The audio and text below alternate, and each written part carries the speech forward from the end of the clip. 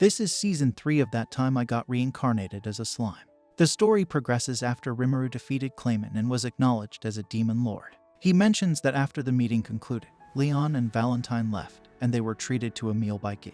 Rimuru then tastes one of the dishes, finding it exquisite. He asks Raphael to analyze the recipe. Observing Milim eating without manners, Rimuru feels reassured that he doesn't need to worry about them.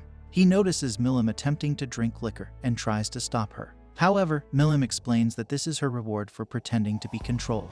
Dagrul remarks that Milim could have ended the act sooner, as Clayman never mentioned the mastermind. Milim responds that she couldn't miss the rare opportunity to fight Rimuru. Rimuru comments that it's too early for her to drink, but Milim persists in trying to take the alcohol from him. Kai wonders if the brandy was made with grapes from Eurasania, and Rimuru confirms it. He thinks they can produce more now that they have a stable fruit supply, and Dagrul notes that Valentine is missing out on a good drink. Rimuru realizes he has many questions for her. Raphael finishes analyzing the recipes, and Volpurgis comes to an end. Rimuru returns to Tempest, where everyone welcomes him with bows. Diablo congratulates him on joining Octagram. Rimuru wonders why he's there, and Rigard suggests they continue talks later as Rimuru must be tired. The scene shifts to Rimuru enjoying tea with Diablo, Shen, and Veldora. A goblin brings pudding for them. Diablo gives his share to Veldora, mentioning it's the first of their promises.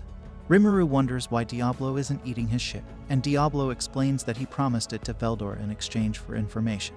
Rimuru realizes that Diablo knows about what happened in Volpurgis because Veldora informed him and wonders what Diablo traded the information for. He finds out it was for 3 puddings and notes that Veldora doesn't need to eat to sustain himself. Veldora agrees that he doesn't need to eat but still enjoys it. He mentions that Rimuru also doesn't have a need to eat. Diablo asks Shin if she fulfilled her role as Rimuru's bodyguard, and Shin confirms she did. She wonders about Diablo's mission, and Diablo mentions it's going well. Rimuru is surprised at Diablo's timely return, and Diablo explains he was attending to some business when Veldora asked him to come back. Veldora attempts to leave, but Rimuru stops him, reminding him not to interfere with others' work. Rimuru takes away Veldora's pudding and instructs the goblin named Haruna not to give Veldora snacks in the future. He then asks Diablo if it's okay for him to stay and inquires about Falmouth's situation. Diablo explains he has insiders managing things in Falmouth and has restored all the prisoners of war to their original condition. Rimuru realizes Diablo is referring to the prisoners tortured by Shin and mentions leaving them as they were was inconvenient. The story then shifts back to when Diablo was heading to Falmouth. He tries to heal the 3 prisoners, but healing magic has no effect on them. Diablo wonders what Shin did to them and proceeds to heal one of them using magic, hearing their screams. Iham and the others hope the prisoners will be okay by the time they reach Falmouth. Diablo restores Father Rahim to his original state, and the father thanks him. He then tries to heal Raisin, but Raisin asks him to attend to his king first. Diablo warns that favors will come at a cost, but heals Raisin nonetheless. Raisin hopes Diablo will allow him to serve as his lowest servant, offering his body and soul for Diablo's use and asking for mercy for King Admaris. Diablo agrees to the terms but emphasizes that he won't tolerate any disrespect towards his lord, Rimuru. He warns that even a hint of disrespect towards Rimuru could lead to dire consequence, possibly endangering the very existence of Falmouth. Raisin and Rahim agree to Diablo's conditions, pledging their loyalty to him. Raisin reflects on his torture and expresses disbelief at the betrayal of the royal sorcerer who served Falmouth for generations. He acknowledges Raisin's decision and promises Diablo his full support as Falmouth's final king. Diablo instructs them to follow his orders, assuring them that they won't suffer under his command. He relies on his unique skill, Tempter, to prevent any betrayal. Guillaume asks about the hostages, and Diablo assures him they are fine, adding that they will soon arrive in Falmouth. He resolves to swiftly execute the national takeover upon their arrival. As they enter Falmouth, the scene shifts to the minister and court, who are shocked by the disfigured king. They express frustration at their inability to restore the king's normal appearance. They inquire about the situation, and Raisin clarifies that he is not Shogo. He introduces himself and explains that he worked with the champions and returned with the king. The ministers are uncertain if this means that Falmouth's forces were defeated, and they have numerous questions. One of them calls for everyone to calm down and listen to what Raisin has to say first. Raisin explains that their battle awakened the slumbering dragon in the Jura forest, causing everyone to vanish at the time of its rebirth. The ministers are puzzled as the Western Holy Church had declared the dragon dead. Raisin clarifies that while the dragon was indeed slain, true dragons cannot be permanently killed, they are reborn elsewhere. It was unexpected that the dragon's rebirth occurred so nearby, and swiftly. The knights and soldiers fighting on the land disappeared after Veldora's resurrection, leaving only them behind. The ministers find this difficult to believe as it, and the champions enter the throne room. One of the ministers questions why commoners like them are entering the throne room. Raisin asks Minister Carlos to calm down, explaining that this group saved them. The ministers struggle to comprehend the situation. Reinheim elaborates that it was a fierce battle where both sides clashed, with their outnumbering the monster. But the monsters had the geographical advantage, resulting in significant casualties. The chaos of the battle led to Veldora's resurrection, and facing the dragon, all they could do was offer their final prayers. Raisin explains that Rimuru, the master of monsters, stood up against the dragon and persuaded it to calm down. The ministers find this difficult to believe, but Raisin points out that Rimuru had the support of the dragons and collaborated with them to negotiate with Veldora. The ministers are astounded that Rimuru also has the dryads on his side, realizing that provoking him was a serious mistake if he possesses the ability to negotiate with the dragon. Yom assures them that they needn't worry because he aided Rimuru in defeating the Orc Lord, and Rimuru is actually a benevolent individual who wishes to coexist peacefully with humans. Carlos suggests that Yom should act as their representative and convey their demands to Rimuru, deciding to inform him of their demands at a later time. Yom argues that this won't work because Rimuru, despite being open-hearted, is currently furious due to their declaration of war against his nation and the loss of his comrades. Carlos angrily questions if Yom is on Rimuru's side, and Diablo, angered by his disrespect toward his master, intervenes. This startles Raisin, who urges Carlos to remain calm, but Carlos disregards his advice and asserts that a commoner like Yom has no right to speak on matters concerning the kingdom. Diablo becomes even more furious, and Raisin uses a spell to immobilize Carlos, instructing him not to speak until he comprehends the situation. He then confirms to the ministers that Yom is speaking the truth, stating that they have lost the war. King Admaris was affected by the storm dragon's magic, and they witness his condition firsthand.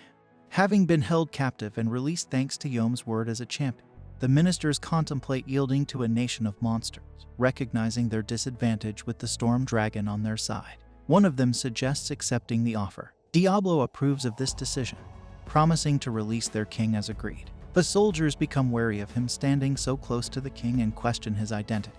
Diablo introduces himself as Rimuru's butler and uses a potion to heal King Admaris. He then delivers a message from Rimuru, outlining the terms of peace talks scheduled for a week later.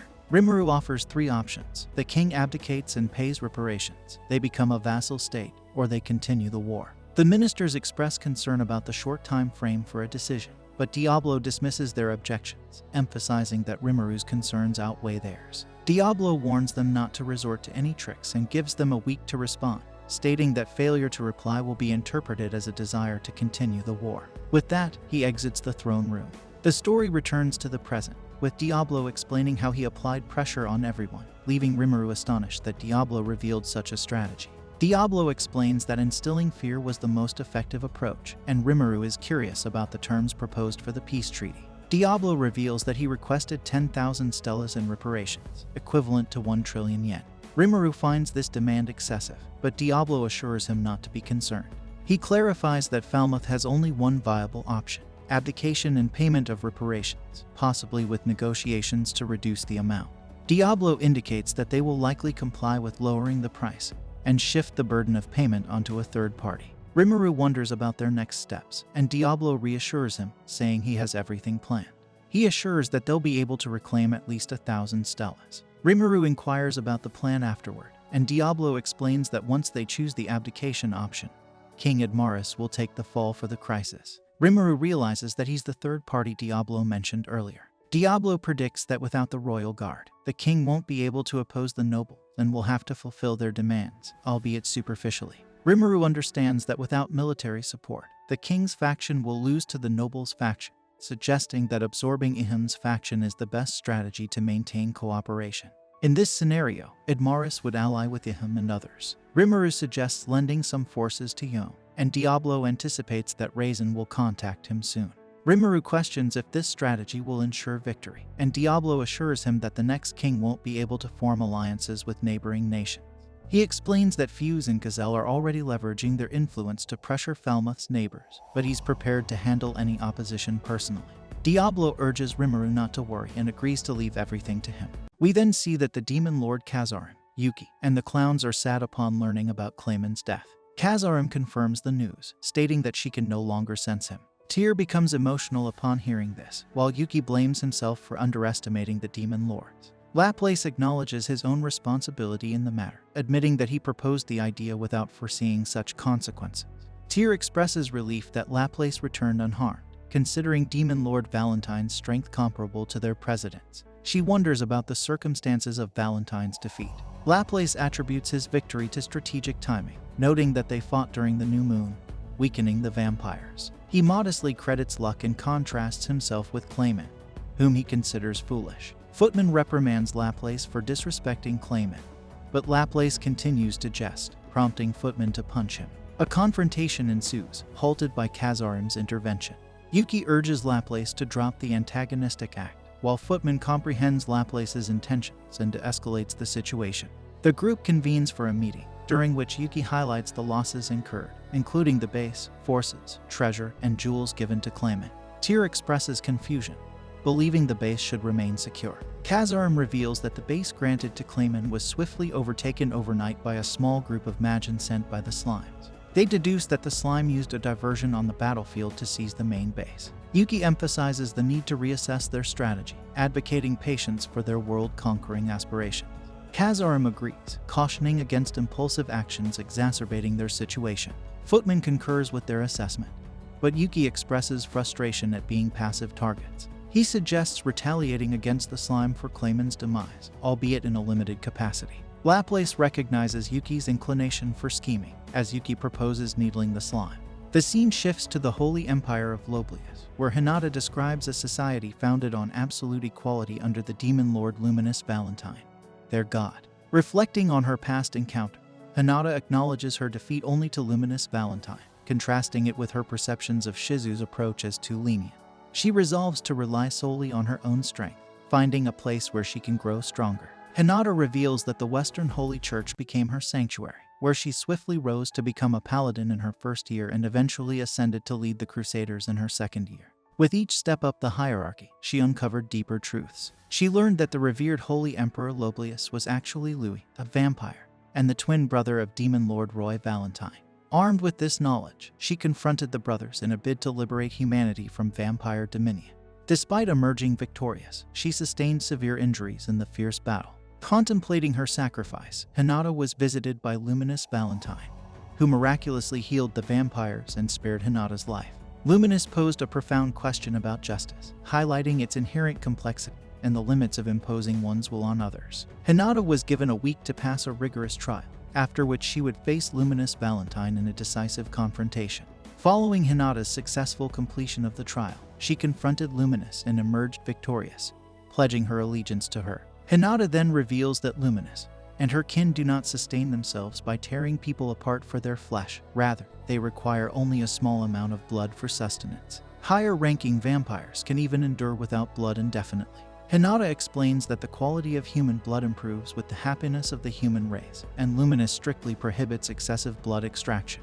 The nation maintains a high level of order and equality, even among Western nations, and to preserve this utopia, Hinata commits to protecting Luminous. Later, Hinata encounters Louis, who informs her of Roy's demise. Despite her disbelief, Louis insists on the truth, recounting how an intruder killed Roy upon his unexpected return from Valpurg. Hinata ponders whether Roy might have been an imposter demon lord, as he was as formidable as any genuine one. She struggles to reconcile the strength of the mysterious clown she encountered with that of a demon lord. Hinata reassures Louis, saying that everything should be fine as long as Lady Luminous remains unharmed. However, Louis disagrees, pointing out that Roy's demise, previously seen as a menace, might lead to a decline in people's faith in their belief. He also mentions that Veldora has been resurrected, but the stability of the Jura forest remains intact for now. Hinata attributes the forest's stability to her decision to let Rimuru escape, but Louis adds that the forces of the Falmouth Kingdom have also been wiped out. Reflecting on her actions, Hinata regrets not eliminating Rimuru when she had the chance, despite trapping him in her holy field.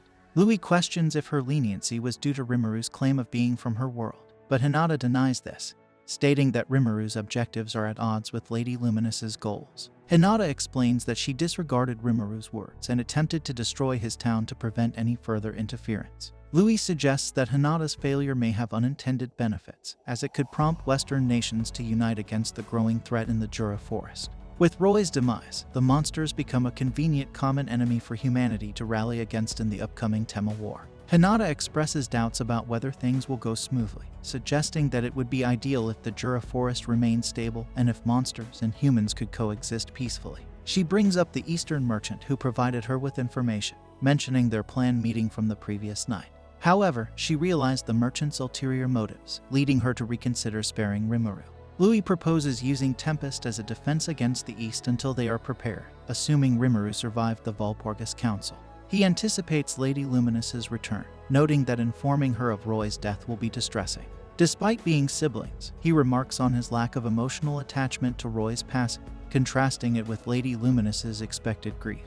Upon Lady Luminous's return, she dismisses Roy's actions as foolishness. Louis inquires about the events at Valpurgis, prompting her to reveal what occurred. Luminous provides them with all the details, expressing frustration that Veldora always obstructs her plan. She believes she could have revived Roy had he been nearby, prompting Hinata to apologize for her failure to capture the intruder. However, Luminous assures her that she merely followed orders and takes full responsibility for the situation. Louis attributes the blame to his brother's inability to meet Luminous's expectations, but she insists now is not the time for remorse. With the evil dragon's revival and the emergence of the demon lord Rimuru, they must strategize to confront both threats. Hinata offers to defeat Veldora on Luminous's behalf, but Luminous warns her of Veldora's immense power. She explains that Veldora is a natural force beyond conventional weapons or magic, capable of causing devastating shockwaves with his mere presence. Louis recalls how Night Rose Castle was reduced to rubble in the wake of Veldora's power. Hinata resolves to confront the dragon when necessary, but Luminous urges her to exercise restraint to avoid losing her. Hinata acknowledges this, reflecting on the mistake of labeling Rimuru as a monster and ignoring his words. She considers whether this was manipulated by the Eastern merchant, and ponders if they have their own informant. Seeking guidance, Hinata asks Luminous what to do about Rimuru. Luminous advises leaving him alone for the time being. However, Hinata expresses concern that the monster's expansion into cities and highways might attract the attention of the angels, potentially accelerating their invasion. Luminous warns against making enemies of Rimuru and Veldora, as it could make them the primary targets of the angels. Hinata suggests that their town's existence challenges the belief that monsters are humanity's common enemy in Luminism. Louis proposes enlisting Rimuru as an ally, perhaps as a sinister figure to serve their interests, as an evil demon lord. Luminous asserts that Rimuru's intentions of building a peaceful nation and protecting humans make it unlikely for him to become their enemy. She acknowledges that Louis's idea could have been viable if Rimuru hadn't already established contact with humans. However, their current course of action is to wait and observe. She suggests informing their followers of Veldora's return and capitalizing on Rimuru's openness to political exchange to manipulate the Western nation. Luminous seeks Hinata's approval for this plan, although Hinata expresses concern about Rimuru holding a grudge for her previous attempt on his life. Luminous reassures her, believing that Rimuru is rational enough not to antagonize them. The scene shifts to Falmouth, where Admaris proposes paying war reparations to Tempest amounting to 10,000 stellas. The nobles object to this, citing the immense financial burden it would impose. They discuss alternative strategy, including seeking support from the Western Church and the Lightspeed hero of Ingratia, Masayuki. Despite their reservations, they refuse to comply with the monster's demands. Admaris's brother encourages him not to give up easily, but Admaris insists that they are powerless against the Storm Dragon. He resigns himself to paying reparations and relinquishing the throne. A noble interrupts, revealing crucial documents from Blumund stating their allegiance with Tempest and criticizing Falmouth's failed campaign. While some dismiss Blumund's influence due to its size, they worry about Dworgen, a formidable armed nation, aligning with Tempest. Suddenly, a soldier arrives with news that Rimuru has declared himself a demon lord. The nobles speculate on the reactions of other demon lords, hoping they might eliminate Veldora along with Rimuru. Another soldier reports Rimuru's victory over Demon Lord Clayman, and the affiliations of Carrion and Frey with Demon Lord Millen.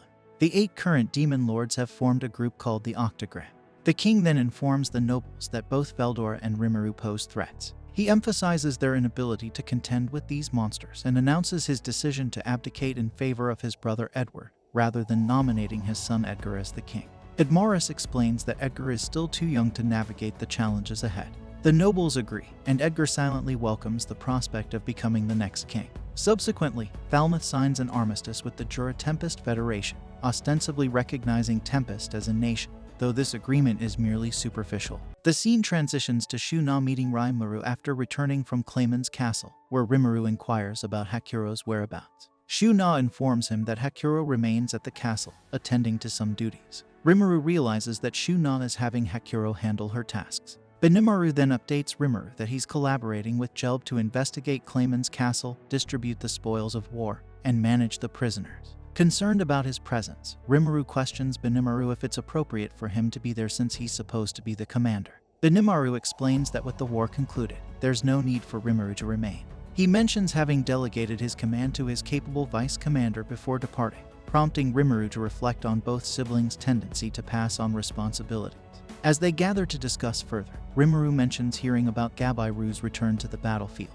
Benimaru shares about his alliance with Father Mitter, one of Malum's followers, who is assisting in the aftermath of the battle. Rimuru acknowledges the immense effort war demands, especially in managing prisoners of war, expressing hope for their cooperation. Benimaru assures Rimuru that he has addressed the prisoners, easing Rimuru's concerns. Curious about the explanation given to the prisoners, Rimuru inquires about Gabiru's return. Benimaru reveals Gabiru will soon arrive with the 3 Biscuiteers, surprising Rimuru with their inclusion in the group. Benimaru reminds him that after Malum destroyed the capital of Urusane, they agreed to provide shelter to the displaced residents temporarily. Since they couldn't accommodate everyone, they opted to divide them. Those whose villages remained intact returned to their homes. Only those eager to acquire new skills will come to Tempest, while the lycanthropes and strong Magin will join Geld's team to revitalize Urusania's land. Reflecting on this, Rimuru recalls that Urusania is now under Malum's control, and during Valpert, he proposed relocating her capital there as they were rebuilding it from scratch. Malum approved the idea. Benimaru adds that some Magin prisoners will also accompany the lycanthropes, and he advises maintaining vigilance just in case. Hearing this, Rimuru feels pleased that his followers have become capable of making their own decisions, though he wonders if they no longer need him. A few days later, Diablo returns from Falmouth, presenting Rimuru with evidence of the peace treaty and 15 stellas as reparations. Rimuru acknowledges that the amount received exceeds their expectations, and Diablo informs him that most of it came from King Admaris's personal wealth. The royalists anticipated that, without the protection of the knights, the nobles would exploit them regardless, prompting Rimuru to speculate on the likelihood of an impending civil war. Diablo confirms the possibility, and reveals that the remaining portion of the funds is in the form of a loan, expressing skepticism about the king's commitment to the agreement. To preempt any potential betrayal, he orchestrated the king's brother's ascension to the throne instead of the prince. Raphael adds that the faction unwilling to pay the remaining reparations will likely shift the blame onto Admaris. Detailing further, Diablo explains that Admaris, after relinquishing the throne to become a viscount, will settle in a countryside village near Count Earl Niddle's domain, where Ihim and others reside. In case of any trouble, they can seek assistance from Niddle's forces. Even if the new king attempts to isolate Admaris, Ihim would intervene, potentially sparking a civil conflict by exposing the new king's deceitfulness. Rimuru views this as an ideal strategy but cautions Diablo to remain vigilant. He emphasizes minimizing civilian harm and assures Diablo that additional funds from the Stellas are available if needed. Diablo assures him it won't be necessary, and requests permission to engage in combat, but Rimuru declines, opting instead to assign Diablo troops to work with and advise him to maintain a low profile, which Diablo agrees to. Recalling the Western Holy Church's attempt to contact Rahim and their interest in learning about the conflict with Falmouth, Rimuru deliberates on their response. He asserts the importance of not ignoring them, and Diablo suggests allowing Rahim to testify, a notion Rimuru agrees with, given the Church's desire for information, particularly with only 3 survivors from the battle. Rimuru notes the Church's monitoring of Veldora, making deceit unlikely, prompting Diablo to inquire about Rahim's testimony. Rimuru plans to encode a message into a crystal, and entrust Rahim with delivering it to observe the reaction of the Church. Datta arrives and informs Rimuru that the prisoners of war have arrived. Rimuru observes their entry into the city alongside the lycanthropes, and Albus and Sophia express gratitude for accepting them. Rimuru assures them it's no trouble and inquires about Phobio, learning that he's been tasked with overseeing the prisoners. Rimuru informs them that housing and employment arrangements have been made for the refugees and promises to provide further details later. With that settled, they depart. Gabiru returns, and Rimuru praises his performance in battle, though Gabiru feels he still has much to learn, having been bested by Father Mitter. Rimuru encourages him not to fret, emphasizing his potential for growth. Gobda hands Rimuru a letter from Malin, revealing her intention to visit along with some of her followers to learn cooking from Rimuru. Rimuru questions if Gobta understands the significance, and Gobta explains that according to Hermie, the dragon faithful abstain from cooked food, suggesting Malam's followers lack culinary expertise. Rimuru comprehends Malam's intentions, while Zien questions why Malam doesn't directly request her followers to cook for her. Rimuru explains that Malam has her own unique way of understanding social dynamics. He suggests they treat Malam's followers with the respect they deserve, a sentiment Gabiru agrees with. A month passes since Walpurgis, and the city is bustling with activity. Gelb arrives looking weary, prompting Rimuru to inquire about his condition privately. Gelb explains his efforts in organizing the prisoners, dividing them into groups, and surveying the land for clearing. However, he encountered challenges. High orcs easily communicate telepathically, but this method isn't effective with lycanthropes or Magin. Additionally, some Magins resist authority, hindering productivity. Rimuru reflects on the complexities of managing and educating diverse groups. The situation reminds Rimuru of his time as an office worker. He suggests to Gelb that they go out for a drink later to unwind. The scene shifts to a bar, where Geld remarks on the challenge of ensuring everyone grows at the same pace. Trini suggests that it might seem faster if he handled everything himself, but doing so would deprive those under him of valuable experience. Geld expresses concern that at his current rate, he won't be able to assist Rimuru effectively. Rimuru reassures him, drawing parallels to his past life as an office worker. They spend the night drinking together. The next day, Rimuru accompanies Raimaru around town with Shi. Rigard informs him that merchants have started returning, as Fuse has assured them of safety. Rimuru is pleased by the news. Rigard adds that there hasn't been significant movement from other nations since Rimuru's coronation as Demon Lord. He mentions that the emperor of the sorceress dynasty of Elion, Elmesha Elru, has officially recognized their relationship with Tempest. Rimuru realizes that Elmesha is eager for the construction of the highway. Rigard notes that their allies worldwide are diligently fulfilling their duties. Rimuru ponders over who was overseeing the highway survey, leading to a scene where he convenes a meeting with the ogres. Soy reports that he hasn't encountered any hostile monsters along the projected route, and the local populace readily agreed to their plans. Rimuru instructs him to conclude the survey before Geld becomes available again, but Soy raises a concern. He explains that the Kusha Mountains, bordering Tempest, are riddled with treacherous canyons and inhabited by the Tengu. Despite the locals' warnings, Soy emphasizes that the Tengu, though friendly, are a warrior race. Even Demon Lord Frey avoided direct confrontation with them. Soy suggests seeking Frey's counsel, and Rimuru agrees to approach the Tengu, though Benimaru volunteers to go instead. Rimuru consents, acknowledging that a Demon Lord's presence might unsettle them. Reflecting on the numerous challenges ahead, Rimuru resolves to convene a meeting with everyone soon. The scene transitions to Rimuru meeting Hikuro, who reports on Clayman's territory, the puppet nation of Dastave. Hikuro explains that the land is inhabited solely by dark elves responsible for maintaining the castle grounds, showing willingness to follow orders. They revealed that Dastave was once an elven kingdom, supported by the ruins still present in the area. These elves consider themselves as caretakers of the graves. Rimuru speculates that Clayman likely gained wealth from items found in these ruins. Hakuro adds that ancient ruins are scattered worldwide and often targeted by treasure hunters, but only a few have been discovered. Rimuru instructs Hakuro to keep this information under wraps until he can inspect the ruins personally.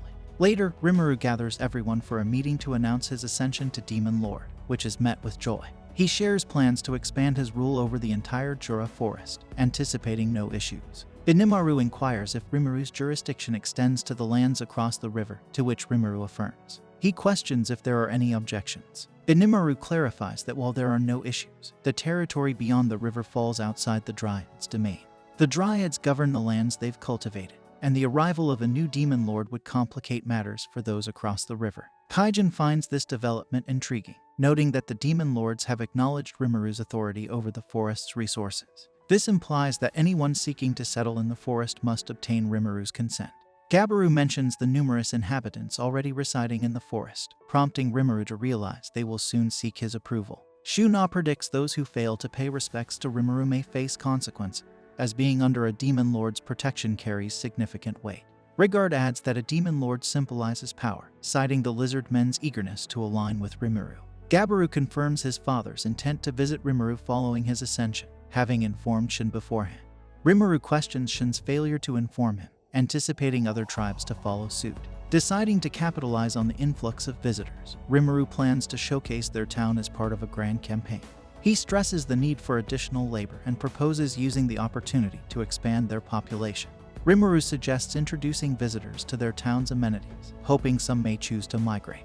He emphasizes the importance of relaxation, proposing a festival to lift spirits and announce his public debut. Excitement spreads among the group, with Rimuru proposing the festival as an opportunity for his public introduction. Rimuru decides to postpone the discussion about the festival and inquires with Soi about any changes in their monster ecosystem. Soi reports that he dispatched his body doubles to patrol the area and found no major issues except for a sword grizzly causing trouble in the northwestern forest area, which he dealt with safely. Raphael informs Rimuru that a sword grizzly is a ranked monster similar to a night spider, posing a challenge even for seasoned adventurers. Datta expresses reluctance to deploy more troops in such circumstances.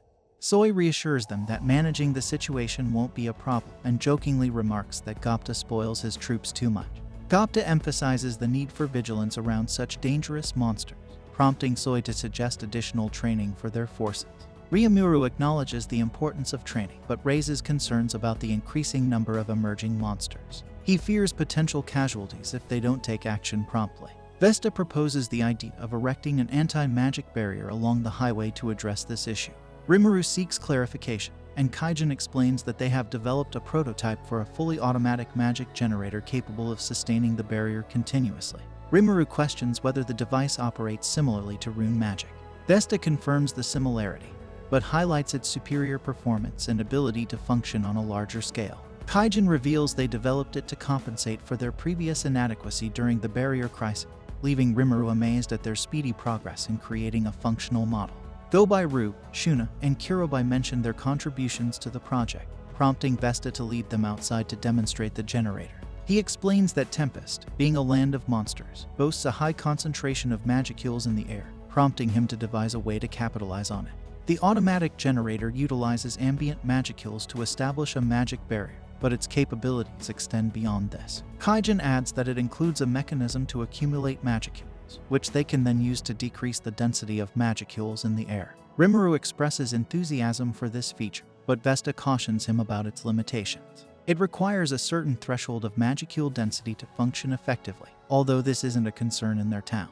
In summary, Rimuru concludes that the device extracts magicules from the air to maintain an automatic anti-magic barrier. Kaiji explains that while they can use the barrier until its internal magicule runs out, they designed it to refill its energy source. They incorporated a magi crystal for this purpose. Rimuru questions the efficiency of using a magi crystal, considering the potential waste. Raphael clarifies that converting a magi crystal into magic energy would result in a 90% loss of magicule. Kaiji reassures Rimuru that they addressed this inefficiency using rune magic, minimizing consumption to just 10% while ensuring that the wasted magicules can be regenerated and reused. He further elaborates that this process allows for perpetual motion, potentially leading to a decrease in the emergence of monsters and magic beasts due to reduced magicule density. Rimuru marvels at the invention's potential to mitigate the birth of powerful monsters. Vesta adds that the device can perform more than just casting an anti-magic barrier. Although there are limitations to the types of magic it can cast, they can modify its function by changing the magic board engraved with different magical formulas. Rimuru draws a parallel, likening the device's functionality to a record player, and he speculates that the idea might have originated from a story he shared previously. He envisions the potential for scalability and portability to address various situations. Vesta elaborates on the plan, outlining the installation of devices along highways at even intervals to activate anti-magic barriers. With sufficient magic density, there will be no need for charging or fuel replacement, only periodic checks to ensure barrier functionality. Impressed, Rimuru appoints Vesta as the project lead, which he accepts. Jelt offers Orc assistance due to the device's weight. Veldora expresses excitement about releasing his aura once the barrier is complete, but Rimuru cautions against it, as Veldora's aura could harm most people. Veldora admits to feeling drained from suppressing his aura, prompting Rimuru to advise him to manage it. Veldora questions why Rimuru doesn't experience similar issues, to which Rimuru explains that he stores his aura in his stomach, eliminating the urge to release it. Diablo elaborates that it's extremely challenging for beings like Veldora to fully suppress their aura, noting even Benimaru and his group emit some. Veldora possesses an immense amount of magicule, requiring considerable effort to contain. Rimuru inquires if this is accurate, and Veldora confirms, expressing his desire to release his aura somewhere. Rimuru ponders the potential consequences, fearing the creation of a hazardous zone and the birth of a powerful monster like a Charybdis. He advises Veldora to delay, promising to consider the matter. Veldora agrees, urging Rimuru to expedite the decision-making process. The meeting proceeds, with Rimuru presenting a construction plan to Geld for Malam's castle. He assigns the task to Geld but senses his uncertainty. Rimuru enlists Kaijin's assistance to support Geld in this endeavor. Kaijin agrees, suggesting they include Murd in the project for city planning, which Rimuru approves of, feeling confident with Kaijin's support. He reassures Geld, expressing belief in his capabilities and offering assistance if needed. Geld worries about the consequences of failure, but Rimuru assures him it will still be a valuable learning experience. Shifting focus, Rimuru asks Diablo about his progress. Diablo explains that he might face difficulties negotiating with royalty directly, so Admaris is teaching him etiquette. Rimuru sees potential in aligning with Admaris. Diablo reveals Edward's covert actions, estimating it will take several months for him to gather his forces. Rimuru acknowledges the need for preparation and the importance of time. Diablo reassures Rimuru, mentioning he's already instructed Benimaru to organize the deploying forces. Benimaru confirms he's readied 2 units, one for public operations and another for clandestine activities. Diablo then informs Rimuru about Raham's absence, suspecting he's still on his mission to deliver the message. Rimuru considers if Raham faced trouble on his way, but Diablo dismisses this, explaining Raham was escorted directly to Ingratia's capital with a crystal ball. However, due to the city's barrier, Diablo's men couldn't infiltrate it.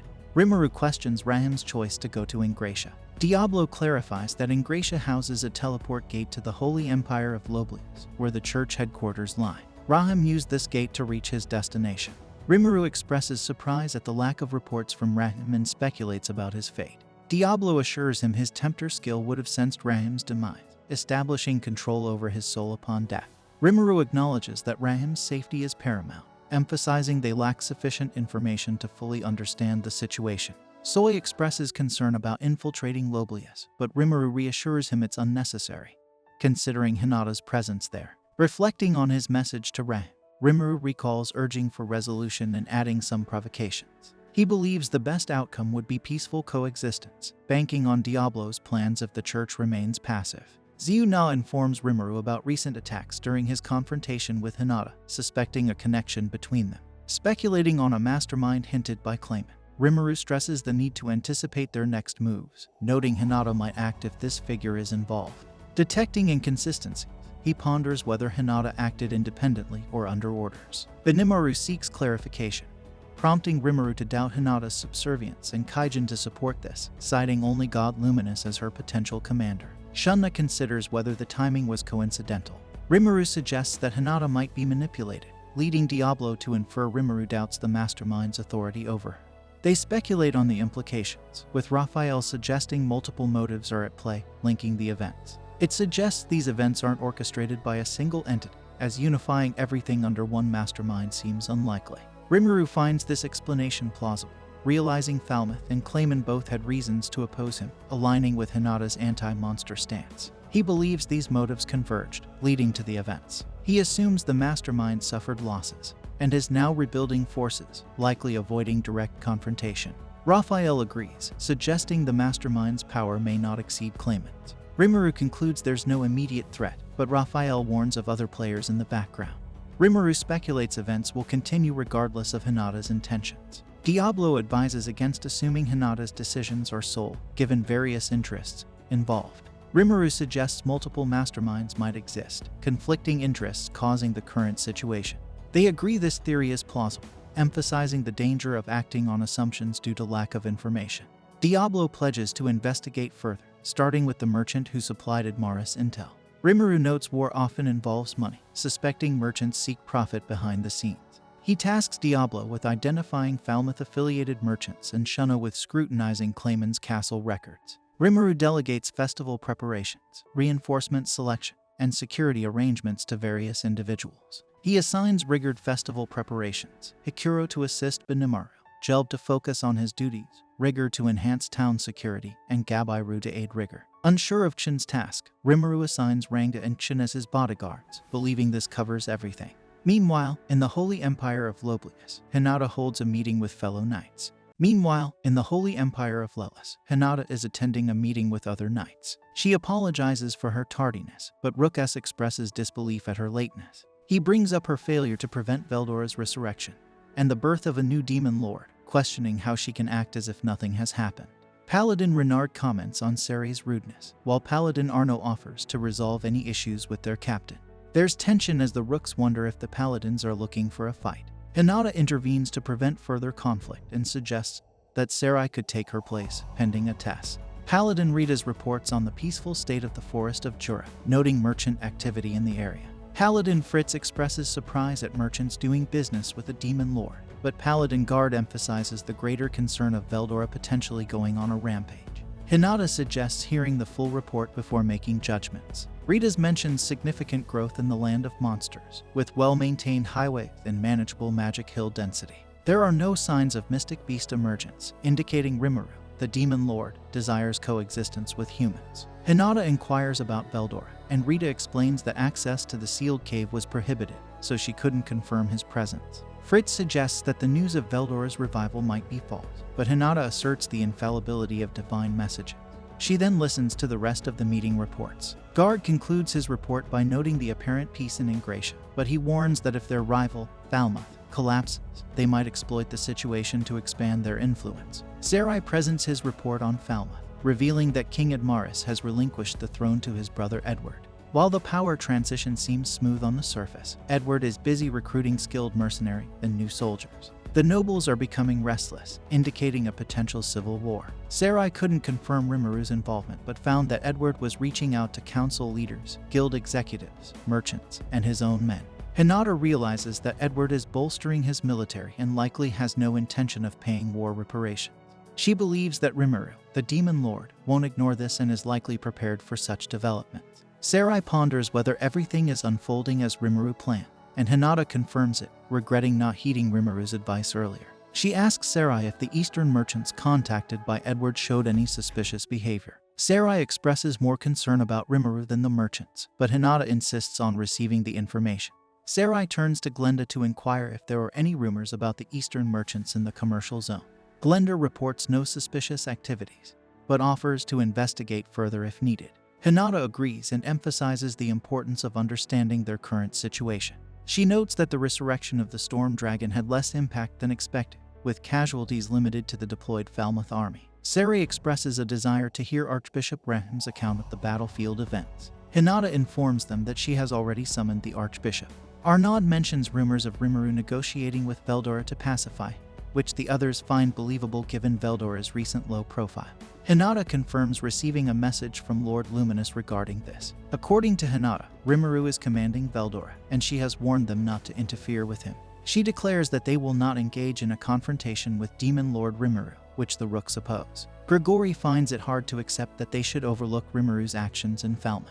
Seri acknowledges they shouldn't interfere with demon lords, but insists that as the 10 great saints, they are just as powerful. Renard adds that the involvement of the Storm Dragon complicates matters, and Grigori emphasizes they cannot allow a demon lord to act freely in human territory. Hinata asserts that their lord's directives are absolute, but they won't abandon Falmouth. She emphasizes protecting its people amidst the civil unrest. Grigori questions if they should tolerate Rimuru's actions, to which Hinata agrees, citing Rimuru's declaration of not wishing to antagonize humanity. She believes taking hostile action against him would be futile, and potentially make them his enemies. Thus, they must overlook his actions. Grigori blames Hinata for this decision, but she takes full responsibility, admitting she acted independently when she fought Rimuru. This surprises everyone, and Hinata urges them to remain calm. She explains she doubts Rimuru desires war, and recounts her own remorse for attacking him earlier. She reveals she was misled by Eastern merchants who claimed monsters were impersonating humans and accused Rimuru of killing her master. Recognizing the unwise choice to fight him again now that he's a demon lord, Renard suggests Rimuru may still view her as an enemy. Hinata explains her intention to have a conversation with Rimuru and, if necessary, offer an apology. Concerned, others warn her of potential danger, but she reassures them, emphasizing the need to understand Rimuru's perspective first. She doubts the situation will escalate as negatively as feared. Based on reports and her impression of Rimuru as an amiable individual, she believes dialogue may lead to mutual understanding. As Rahim and the 7 Days clergy join the discussion, Hinata expresses surprise at their presence. Seri acknowledges their legendary status as hero mentors, recalling Hinata's trial under them, during which she acquired their skills through her usurper ability. However, now they seem to disrupt her due to her appropriation of their powers. Annoyed by their interference, Hinata queries their purpose for being there. The 7 Days clergy clarify they're solely interested in Rahim's information about Rimuru. Rahim proceeds to detail the battlefield encounter with Rimuru, recounting the devastating light-based attack that decimated their forces. Recognizing Rimuru's power as a true demon lord, they reveal their involvement in his ascension and compare his abilities to those of the Night Gren, known for sunlight magic.